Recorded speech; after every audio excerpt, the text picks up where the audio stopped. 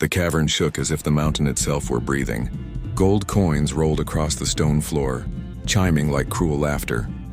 Abshir and Samatar's hearts thundered louder than the waves crashing outside, for they knew now what the old men had whispered was true. The Jinn King's guardian lived here. From the black pool rose a coil of flesh, slick, glistening, veined with fire. It brushed the cavern wall, leaving cracks in solid rock as easily as a man's hand might carve clay. Then came the eye again, that slit of yellow light staring into their souls. Abshir pulled Samatar by the arm. "Run!" They splashed through shallow water, stumbling toward the tunnel they had entered.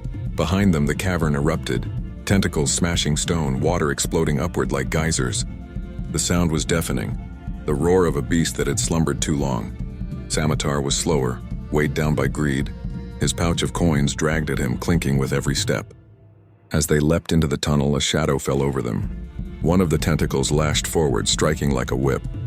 It caught Samatar across the chest. His ribs shattered with a sound like dry sticks snapping. He screamed once, blood spraying across the stone. The tentacle pulled him back, wrapping tighter, bones snapping one by one until his body went limp. His pouch spilled open, coins scattering into the whirlpool like tears of gold. Abshir cried out, his voice swallowed by the roar of the beast. He swam upward, lungs screaming for air, every muscle in his body straining. He could see it now, the faint glow of daylight at the surface of the sinkhole.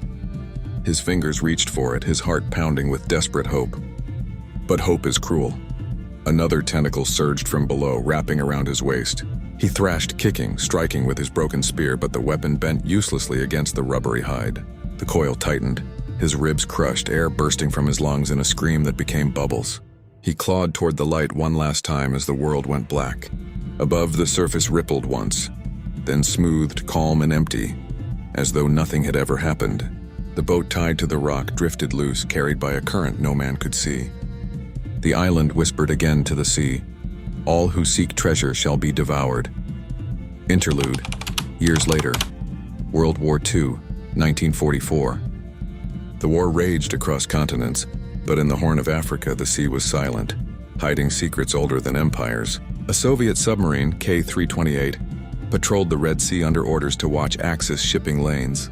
Its steel hull groaned as it glided beneath the volcanic cliffs of Devil's Island. Inside, Russian sailors whispered uneasily. The sonar officer frowned, tapping his headset.